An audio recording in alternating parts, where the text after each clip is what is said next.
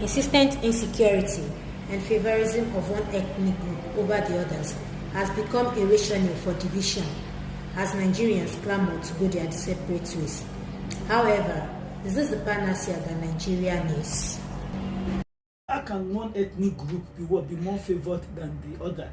All the GZ appointments, all the, let's say it, GZ infrastructure awards cited in one part of the country than the other.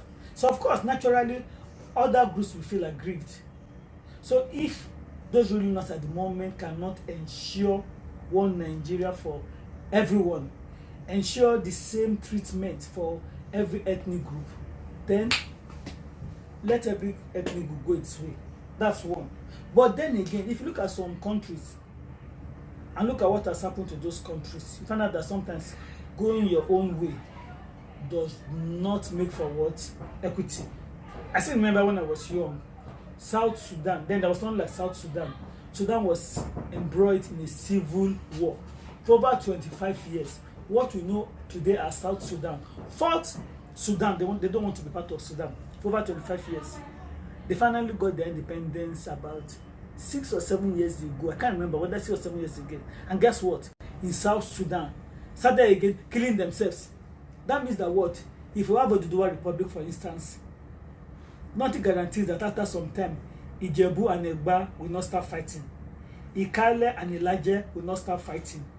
Ekiti and Ilaje will not start fighting. Now, or if we have Biafran Republic, tomorrow, what people will not start fighting Abakaliki Igbos. Abakaliki Igbos will not start fighting the Igbos from Imo. You understand? So that's another problem again. There are some things that brought Nigeria together as one. You know, Nigeria has a constituent parts. So there were certain things that have brought us together. Okay? So relationship is not by force, it's not by coercion. It is by understanding. It is also informed by mutual benefits. So if the constituent parts are not fairly treated in the country, and they are saying these are the ways that we feel things should be done, they have made their suggestions, and the suggestions are not being heeded by the government. If they now say they want to go their separate ways based on the rejection of their proposal, must we crucify them? In terms of geographical division, you can say that we have two geographical divisions, basically, the north and the south. But when it comes to tribe, you can also say conservatively that we have just 3 major tribes. We have the Hausas, we have the Igbos, and then we have the Yoruba.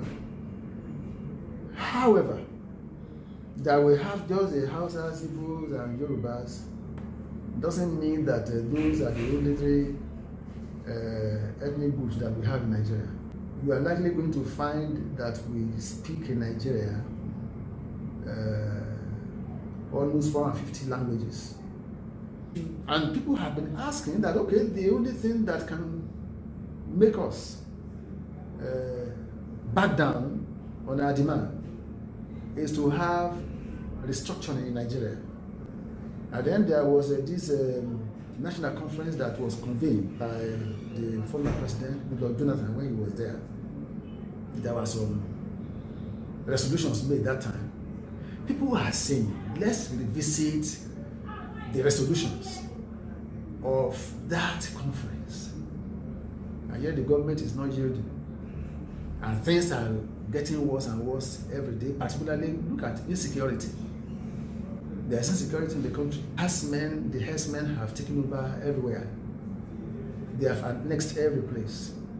Farmers can no longer go to their farm. And there is something that we can call, if you like, tacit support of the government of these headers. So what do you want other tribes to say? What do you want them to do? So if they are asking for secession, can you crucify them?